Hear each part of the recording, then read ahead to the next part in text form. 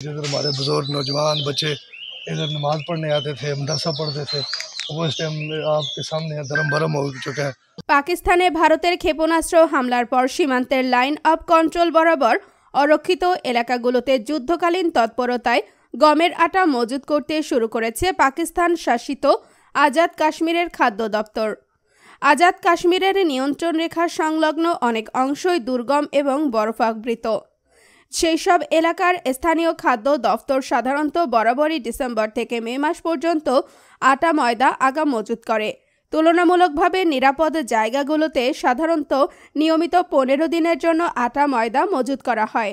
কিন্তু পাকিস্তানের দ্য ডন পত্রিকা জানায়, এখন আজাদ কাশ্মীরের প্রধানমন্ত্রী চৌধুরী আনোয়ারুল হকের কাছ থেকে নতুন নির্দেশনা মাফিক ওই এলাকাগুলোর বাইরেও বিভিন্ন জায়গায় আটা মজুত করা হচ্ছে।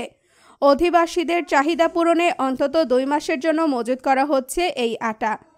এজেকের খাদ্য দপ্তরের প্রধান চৌধুরী আকবর ইব্রাহিম ডন পত্রিকাকে বলেছেন, নিয়ন্ত্রণ রেখা সংলগ্ন গোটা অঞ্চলে অন্তত 2 মাসের আটা যাতে মজুত থাকে, প্রধানমন্ত্রীর নির্দেশে আমরা সেই লক্ষ্যে কাজ শুরু করেছি।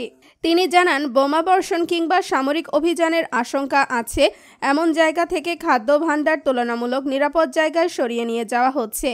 সাধারণ মানুষদের, বিশেষ করে যারা শীতের সময় এবং ভারতের গোলাবর্ষণের সময় যোগাযোগ বিচ্ছিন্ন হয়ে পড়ে, তাদের যাতে খাদ্য সংকটে পড়তে না হয় তা নিশ্চিত করতেই এই পদক্ষেপ।